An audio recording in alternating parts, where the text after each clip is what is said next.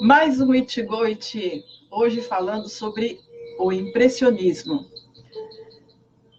Como você está vendo, tem um quadro aqui, né? Esse quadro eu pintei em 98.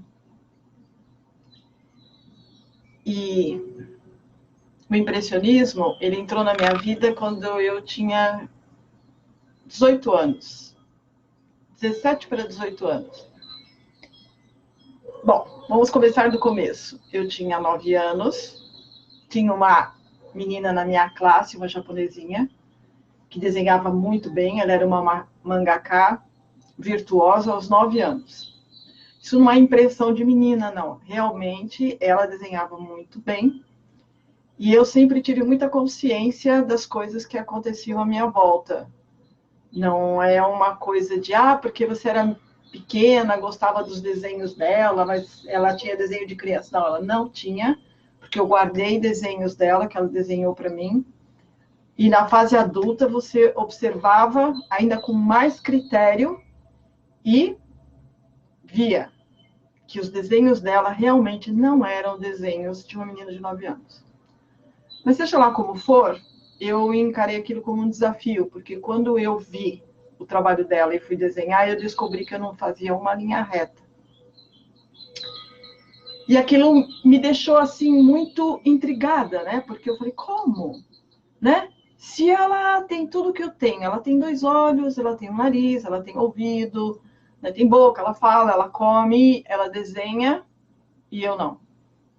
Então ela tem tudo que eu tenho, mas ela desenha e eu não. Por que eu não desenho? Então, eu já falei isso em alguns outros Itigo e Itie que nós tivemos. Seja lá como for, eu vou fazer uma síntese. Eu botei na minha cabeça que eu queria desenhar e não entendi o desenho. Eu fiquei 15 dias, 24 horas por dia, acordando e pensando como se desenha. E dormia pensando como se desenha. Uma necessidade absurda e ininterrupta de querer entender o desenho. Como se desenha? Como se desenha? O que é desenhar? Como se desenha? E comecei a investigar o que era. Para você desenhar, você precisa desenhar. Mas se eu soubesse desenhar, não precisaria desenhar. Na minha cabeça não fazia sentido que para aprender a desenhar, eu tinha que desenhar. Entende? Eu tinha 9 anos. 15 dias depois, eu estava dormindo e fez pá! Assim, e eu acordei sem desenhar. E realmente eu sabia desenhar. E a partir daquela manhã, eu desenho até hoje, tenho toda uma história, uma trajetória, tá? Realmente os meus desenhos ficaram tão bons quanto os desenhos dela. Infelizmente, por causa dos tsunamis na minha vida pessoal, tudo o que eu havia guardado dentro do meu histórico de menina foi. Né? Eu não tenho essa memória. Muito bem. Como eu cheguei nesse quadro? Quando eu fiz 13 anos, eu comecei a olhar o rosto de um amigo meu e falava, nossa, mas o rosto dele é muito fácil. E foi aí que eu venci um outro paradigma. Porque eu falei, por que eu não desenho o rosto dele? Aí eu falei, você pode ficar de perfil aí e tal. Eu peguei um lápis, uma folha de papel e desenhei o perfil dele. Aí eu falei, nossa, eu sei desenhar rosto. E aí eu comecei a desenhar rosto de todos os meus amigos. Depois eu dei um passo mais ousado, porque eu comecei a desenhá-los de frente. Então eu comecei a fazer retratos de frente. E a minha mãe, como sempre foi uma apreciadora da arte, quer seja de teatro, de cinema, ou mesmo artístico, então ela acompanhou o processo e nesse interim ela conheceu uma artista plástica peruana que veio morar perto de casa. E ela viu os quadros, né? Essa artista peruana chama Queenie. Ela viu os trabalhos da Queenie, foi no ateliê da Queenie e falou, nossa, que maravilha que são os seus quadros. A Queenie pintava muito bem, ela era formada em pintura, né? Pela Faculdade de Artes Plásticas de Lima. Mas ela tinha uma técnica, ela era fabulosa, ela fazia coisas incríveis com pincel e tinta.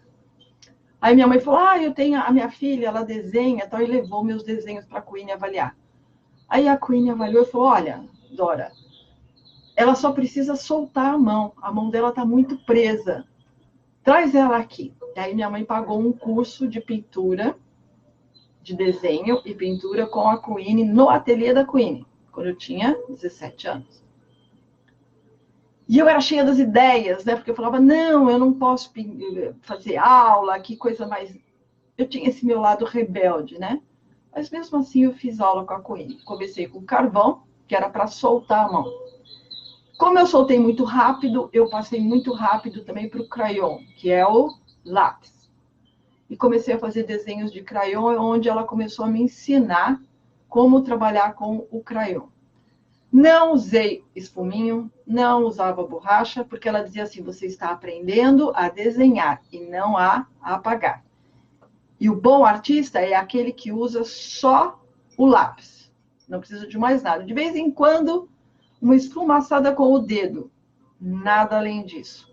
E aí eu aprendi a fazer retratos em lápis, que é o crayon.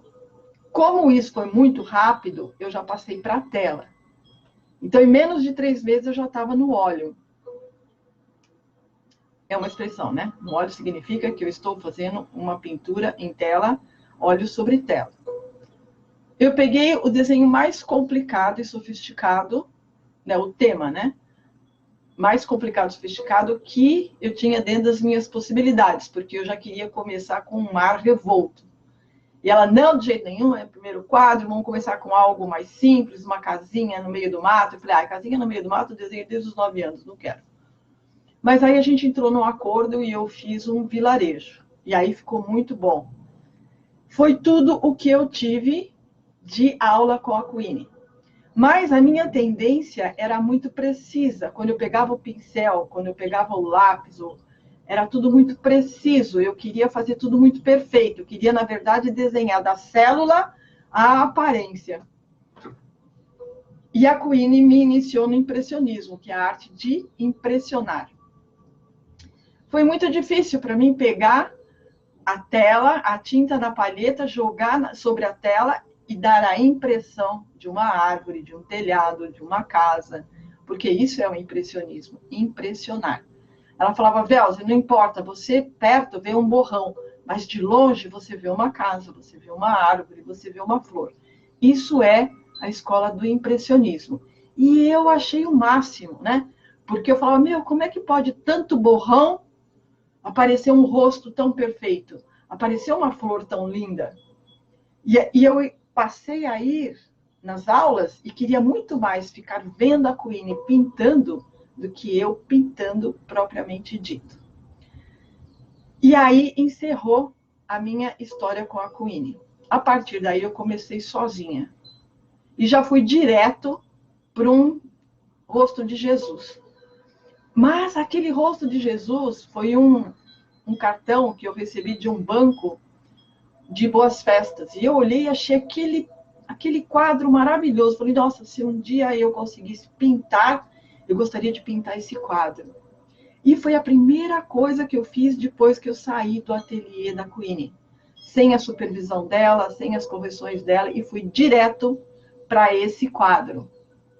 Fiz uma réplica desse quadro. Depois, eu já postei ele no meu Face e vou postar de novo, para você verificar não só o primeiro quadro, como também o primeiro quadro sozinha em carreira solo, que foi um rosto de Jesus, tá? A partir desse quadro, que foi meu desafio maior, né? Tinha horas que eu achava que eu não ia conseguir, eu chorava. É aquela crise, né? De quem está criando e está enfrentando as dificuldades. Porque eu falava, eu não vou conseguir. De jeito nenhum, isso é muito difícil. Eu conseguia fazer, mas de repente eu achava que eu não ia conseguir fazer e saía. E ficava fritando nas ideias, sabe? As minhas limitações. Eu falava, não vou conseguir, não vou conseguir. E algo vinha e falava, vou conseguir, e voltava para o quadro. Esse quadro ficou pronto em 25 de dezembro de 1972, uns 3 meses depois do meu trabalho com a Queen. Quando ele acabou, eu não conseguia mais ver o quadro, porque eu via tanta tanta mancha, tanta impressão, que eu não conseguia ver esse quadro. Eu não sabia como ele tinha ficado pronto. Eu só fui vê-lo anos depois, mas muitos anos depois é que eu fui vê-lo, e aí sim eu vi o que eu tinha feito. Mas o tal da pintura, né? O caminho da pintura, como você pode, através da arte da pintura, conseguir realizar o tal?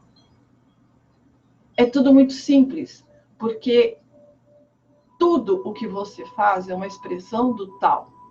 Não importa o que você faz, se você está fritando um ovo, se você está criando uma galinha, desde o ovo, né, da fecundação e do período de incubação do ovo, né, onde a galinha choca o ovo, até gerar o filhotinho, né, que é o pintinho, ele sair da casca, ele crescer, ficar na fase adulta e reproduzir. Tudo isso é tal. Do nada surge o 1, do 1 surge o 2, e da união do 1 com o 2, o 3, e isso gera as 10.000 coisas, que é uma expressão, né, bem chinesa para se relacionar e se referir a tudo que existe. À medida que eu fui pintando, à medida que minha escala, né, de entendimento e crescimento artístico foi evoluindo, eu cheguei a um ponto que eu falava assim: tudo não passa de um jogo entre claro e escuro,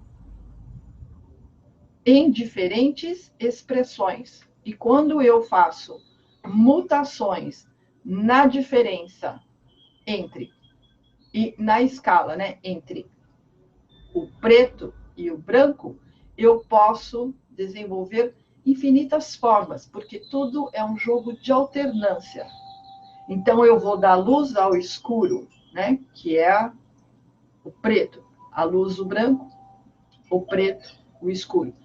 Então, eu brincando nessa escala de escurecer e clarear, eu dava a forma, eu conseguia o efeito do relevo e podia gerar e impressionar num espaço plano, seja papel ou tela, que é um tecido preparado, um rosto, uma paisagem.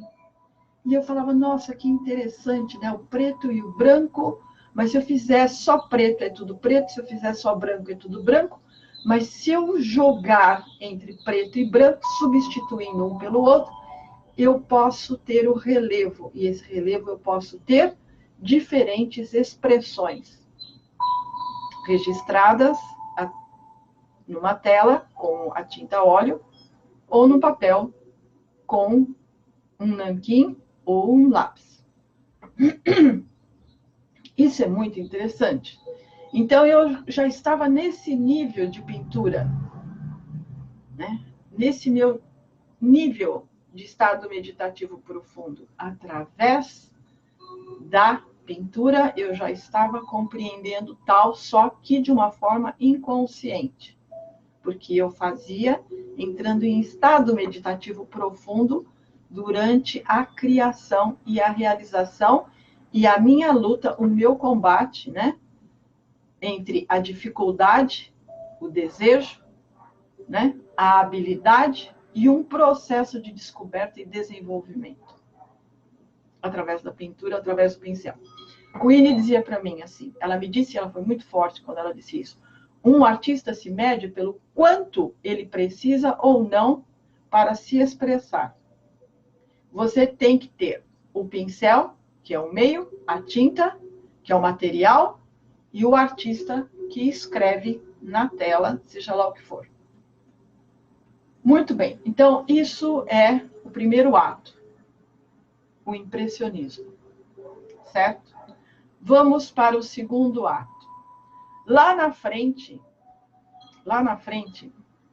quando eu estava com uns 24 anos, eu entrei num processo de crise, não é crise existencial, mas foi um impacto muito grande meu, porque até os 22 anos eu era filha do meu pai, vivia na minha família, eu pintava, eu tinha uma vida totalmente dependente, porque eu não precisava de nada, eu tinha tudo. Mas quem me dava essas condições de ter tudo? Eu chamo isso de uma vida dependente. Eu achava até os 21 anos que as coisas da minha vida não tinham acontecido porque eu era muito jovem. Que isso ia acontecer quando eu crescesse. Mas um dia eu estava dormindo e acordei e falei, não vai acontecer. Eu estou com 21 anos e isso não vai acontecer. Ou eu faço acontecer, ou minha vida vai ser sempre isso. Aí eu levantei determinado e fiz a minha vida acontecer. E em questão de 1 ano e meio, eu mudei totalmente a minha vida. De única filha, né, que vivia na casa dos meus pais com tudo que eu precisava, eu passei para uma profissional de topo. Quando eu me formei em instrumentação cirúrgica, enquanto eu fazia cursinho para medicina na USP. Porque eu tinha decidido que eu ia fazer medicina, mas eu também queria fazer belas artes. Então, eu segui os 2 caminhos e prestei os 2 vestibulares. Aí eu fiquei 1 ano no pré-médico, que era o top do cursinho na época, para medicina, por isso pré-médico, né? Lá eu aprendi tudo que eu precisava em 1 ano, porque eu não entrava só para saber como eu ia conseguir fazer um vestibular na FUVEST. Eu queria saber tudo. Eu queria entender tudo.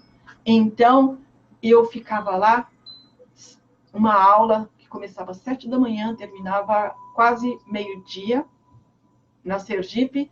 Eu ficava lá a manhã inteira absorvendo tudo que aqueles professores tinham para dizer, e eles eram uns gênios.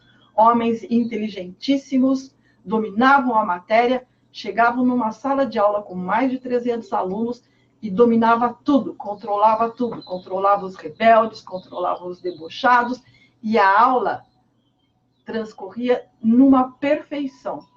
E eu ficava impressionada, porque ninguém estava subordinado ou intimidado pela diretora, ou pela expulsão da escola, ou pela nota. Ninguém era controlado com esses 3 terrores, né?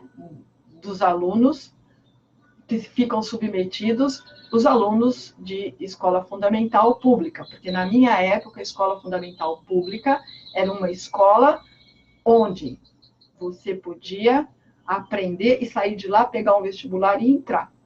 Não precisava nem de cursinho. Era um excelente, né? Era uma excelente formadora de vestibulandos. Mas tudo era controlado pelo medo, né? Tudo era controlado pela nota. Você vai perder pontos, você vai receber uma advertência, você vai ser expulso, Então, tudo era controlado pela intimidação. Mas no cursinho, não. Tudo era controlado pela inteligência. Os professores eram muito inteligentes. E coitado daquele que resolvia desafiar um daqueles professores. Os poucos que tentavam serviam de exemplo para que os outros 299 não se atrevessem, para não passar ridículo, né? Passar por tolo. E era assim que a coisa acontecia. Fantástico, perfeito. O cursinho, para mim, foi maravilhoso, porque lá eu dei um salto quântico, porque ele me alimentou onde eu mais precisava, no mundo das ideias. Quando eu terminei o cursinho, eu entrei em 36º lugar na Belas Artes, em bacharelado em pintura. Medicina, eu já nem prestei. Por quê? Porque como eu entrei em bacharelado em pintura, eu falei, não, então, enquanto eu faço bacharelado, que também é uma meta minha, porque a minha meta era fazer pós-graduação em Paris, falei, eu vou me preparando para a medicina e vou concluindo isso. Por quê? Porque junto com o vestibular, eu também tinha sido contratada por uma equipe de urologia de topo, né? Do professor Álvaro Marques Figueiredo Filho, que era o papa da urologia e continua sendo até hoje, né? Um cirurgião excepcional. Ele era um artista, um mestre dentro da cirurgia. Você não precisa conhecer cirurgia e nem fazer um doutorado, chegar ao nível de doutorado, seguir ou concluir carreira, para olhar e ver quando um cirurgião é bom ou ele é ruim. Seu coração sabe. Você olha e fala, esse cara é ruim. Você olha e fala, esse cara é muito bom. E o Álvaro era um cirurgião que teve cirurgias que, quando ele acabava, eu era impelida a aplaudi-lo pela maestria com que ele operava um bisturi, uma pinça, se posicionava dentro da sala, era um mestre. Lógico que eu não ia aplaudir no sentido literal, né? Porque é tudo com muito respeito, tudo muito sério. A gente está lidando com vida. Então, dentro de um centro cirúrgico. Mas o meu coração, a minha alma, aplaudia ele de pé. Falava, nossa, fantástico o que você fez. Tão perfeito que era o trabalho dele e a habilidade dele com o bisturi, com a tesoura. Ele era criterioso. Nossa, exatamente como eu aprecio, né? Uma pessoa que domina o que faz. Então, com isso, eu passei a ser uma profissional de top, com um salário muito alto. E isso eu abri a minha independência financeira e profissional. E me lancei à minha vida adulta. Nesse interim, eu entrei em choque aqui em algum momento que eu não conseguia entender.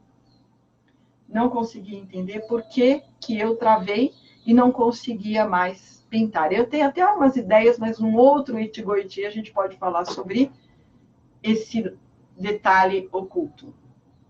O que importa é como eu cheguei neste quadro, em 98, que foi meu primeiro quadro depois de um longo caminho de abstinência, que começou em 79 e voltou em 98. Neste período, eu fiquei incubada, eu não conseguia desenhar uma folha, nada. Enfim, esse quadro, ele já esteve em exposição no Asia Fest, na ala da China, em 2010. Ele já esteve em exposição na ala da China, dentro da virada do Ano Novo Chinês na Liberdade, representando o Tao na arte de pintar e desenhar, onde eu dava oficinas de desenho dentro, acho que do prédio, né, da Câmara Comercial que fica na Galvão Bueno. Então, na virada do Ano Novo Chinês, tinha atividade, tinha exposição, e esse quadro também foi exposto numa das viradas do ano. Ele também é matéria de revista, da revista Esotérica, onde foi contado a arte o Zen, né, na arte de pintar e desenhar. E ele foi um exemplo, né, da artista que transformou o pincel mecânico numa explosão artística. Agora nós estamos entrando no tal, na arte do impressionismo, que é a arte de impressionar, que também é a arte de pintar. Em 98, eu já praticava a espada chinesa. Eu comecei em 85. O meu amor pela espada chinesa, em japonês, é Ikigai. Na espada chinesa, eu encontrei a ressonância do que eu sou com o que eu faço. Quando eu vi ela em movimento, eu olhei e encontrei o meu Ikigai e fui buscar. Isso foi em novembro de 1985. Fui buscar e esse meu amor pela espada, esse meu Ikigai pela espada, foi que me salvou. A minha espada me salvou. Então, a espada que dá vida me salvou. E aí eu comecei a me dedicar à espada. Mas eu ainda estava travada. Eu tinha abandonado a arte de pintar e desenhar. Meu mestre de espada chegou para mim e falou assim: Velce, faz um desenho. E aí eu fiz e levei para ele. Aí ele olhou e falou, nossa, Velas, isso está vivo. Incrível. Você deveria desenhar mais. Eu falei, não, não vou desenhar mais. Ele falou, mas por quê? Eu falei, porque isso é fruto do ego. Tem muita arrogância. E eu deixei isso lá atrás. Aí ele falou, não, Vilse, pintura, ele falou, pintura, desenho, você faz coisa bonita, pessoa olha, faz bem para o coração. Então, pintura é muito importante. Quando ele falou essas pequenas palavras, eu entendi. E aí eu comecei uma nova jornada dentro da pintura. Um dia, dormindo, eu tive um sonho. Eu sonhei que tinha um jangadeiro num lago de lótus. E eu perguntei assim, por que as pessoas, quando elas estão no fio da navalha, para mudarem a sua vida e começar uma vida nova, elas param, voltam, continuam vivendo as suas vidas, e nessa vida elas muitas vezes sucumbem num destino muito triste. Eu estava pensando isso. Nossa, era só mais um passo e a pessoa passava por uma escala maior e ela se transformaria no que ela jamais pensou que poderia vir a ser. Mas naquele momento, ela resiste, volta e continua a sua vida do jeito como é. Eu sonhei pensando isso, meditando sobre isso, e eu tive o sonho. Uma voz no universo, uma voz cósmica. Vamos falar a voz de Deus? Tira a superstição, tá?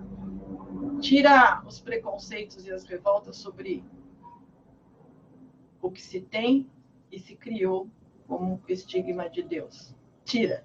E pensa Deus como a voz do universo. Então, essa voz falou assim, porque o caminho do amor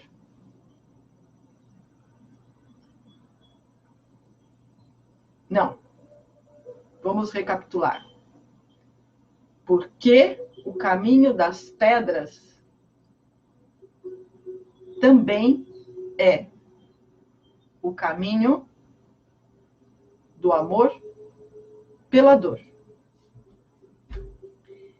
Quando eu ouvi isso, com outras palavras, que depois eu vou escrever ali como é que foi exatamente essa voz que falou no universo, lá no mundo das ideias do meu sonho, quando ela falou isso, porque o caminho do amor também é o caminho da dor, apareceu um jangadeiro, ele fez um movimento para se deslocar, e foi aí que eu percebi que ele estava sobre um lago. E eu acordei e eu entendi que tem pessoas que gostam do amor, mas escolhem o caminho das pedras. Porque o caminho das pedras também é o caminho do amor e do sofrimento. Eu entendi. E lá na frente, eu resolvi, quando eu voltei a pintar, eu resolvi registrar aquela visão que eu tive no sonho. O jangadeiro, o lago com lótus e o mundo à sua volta. Quando eu comecei a pintar esse quadro, meu pincel começou a ter uma expressão diferente. Porque eu queria retratar fidedignamente o que eu tinha visto. Mas o pincel ia para outro lado. Eu queria fazer uma coisa, o pincel ia para outro lado. Como eu já estava treinada na arte da espada, e tinha aprendido que eu tenho que soltar e deixar a espada escrever no espaço, seja lá o que for que ela queira dizer para o mundo, então naquele momento eu me soltei de todas as ideias que eu tinha sobre pintura dentro da formação acadêmica. Você pode isso, você deve isso, você pode aquilo, você deve aquilo, mas isso você jamais deve fazer. Então, minha cabeça era uma sinalização muito intensa. Quando eu estava pintando, era assim, agora tem que ser mais solto, agora tem que ser mais leve, agora tem que ser mais claro. Agora... Eu sempre estava construindo a impressão através de um parâmetro que eu tinha para seguir lá no mundo das ideias. Como se fosse você dirigindo o carro. Você não pode entrar à direita, siga à esquerda, lombada, entendeu? Era a mente cheia de sinalizações, com muitos sinalizadores. Mas quando eu cheguei neste nível, algo em mim estava mais forte. Depois de praticar desde 85, esse quadro foi feito em 98, de conviver com a Tien, tentando entender como ela se manifestava, o que ela escrevia através dos movimentos, como eu tinha que me harmonizar com os movimentos dela para que pudesse formar uma unidade e se expressar no mundo da forma através dos movimentos fluidos do meu corpo, que se harmonizavam com o movimento dela. Não sou eu que faço aquele movimento. Porque se eu fizer aquele movimento, é uma espada morta. Sou eu que estou fazendo. E espada Tien, que é a espada chinesa, não é isso. A arte da espada é dupla. Você tem que ter a espada e o pincel. Porque se você não tiver a suavidade do pincel e a firmeza do metal da espada, juntos, o pincel é morto e a espada é morta.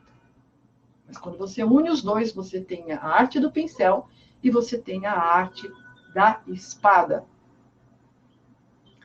Eu tinha controle do pincel, mas era um pincel para impressionar.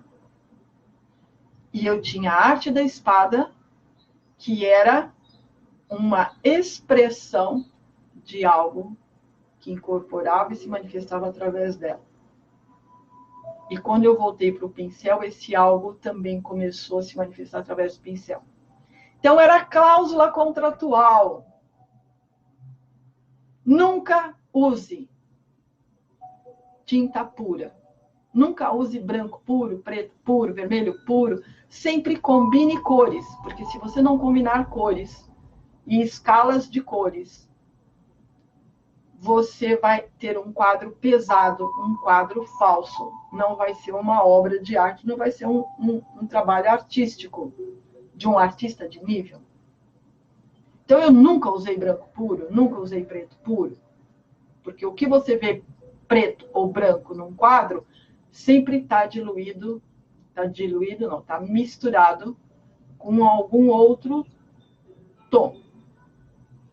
Mas quando eu estava fazendo esse quadro, ele começou a se fazer sozinho. O que eu queria fazer não saía, e quando eu me soltava, começou a sair o lago, que saiu assim. A paisagem, eu não consegui uma forma definida, ela saiu assim. E no meio da trajetória, o pincel assumiu um espírito tão forte que ele queria bater na palheta, no branco, e jogar sobre a tela. Mas não é isso que eu estou fazendo. Aí eu falei, Velze, não. Você está vivendo um outro momento, uma outra realidade, um outro nível de consciência. Se solta. Eu me soltei, deixei o pincel bater na palheta, pegar a tinta branca e explodir literalmente sobre a tela. E quando ele fez isso, saiu esta cachoeira. Tá vendo? Esta cachoeira que você está vendo foi uma explosão de pincel. Então, o quadro se fez por si só. E eu fui o veículo. Eu jamais colocaria branco sobre a tela. Se eu fosse fazer ao nível de impressionista, seguindo a minha escola, essa cachoeira não teria tido essa expressão. Mas, no entanto, você olha e vê a água caindo.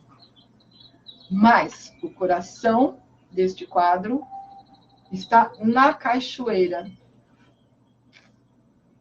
e no jangadeiro. O tal na arte de pintar e desenhar, o tal na arte do impressionismo. Então, tudo é uma obra de arte que você está pintando, que você está escrevendo em cada ação. Então, hoje, eu ocupei o cavalete artístico para, enquanto nós conversássemos sobre a arte de pintar e desenhar, no tal da pintura, eu usei este quadro. Nos Itigo Itie, quando eu tenho que falar alguma coisa para você, eu uso um quadro negro e o giz num cavalete. Por quê? Porque naquele momento nós estamos criando algo. Então, eu transformei um quadro negro numa tela e o giz no pincel. E o que nós estamos conversando, e eu estou desenhando no quadro negro, é uma obra que eu e você estamos criando juntos, dentro do tal. O tal é o tema. A palavra é o meio. E o giz sobre o quadro negro passa a ser o pincel, o instrumento, que vai registrar no espaço, seja lá o que for que tem que ser dito, que tem que ser trazido para o mundo da forma, através da palavra, com o poder da palavra, e através da escrita, que é o poder e a arte do pincel. Então, com isso, nós concluímos o nosso Itigo Itie neste momento. E vamos pausar até o próximo Itigo Itie. Mas agora você já sabe e entende por que eu uso um cavalete com um quadro negro e o giz para conversarmos e ilustrarmos a nossa conversa para facilitar o entendimento e a compreensão. Porque tudo é um quadro que está sendo pintado. Tudo é uma arte, né? De pintar e desenhar. Ok? Então, espero que tenha sido útil para você. Nós ficamos um bom tempo conectados nesse momento de silêncio, você aí no seu mundo, eu aqui no meu, através do sistema. Isso foi possível. Não importa que lugar do mundo você está, assim como não importa que lugar do mundo eu estou nesse momento. O que importa é que este Itigo Itie, este encontro e este momento foi possível. E no silêncio, você aí no seu mundo, eu aqui no meu mundo, nós caminhamos muito dentro do entendimento do tal. Ok? Então, até breve e Matane.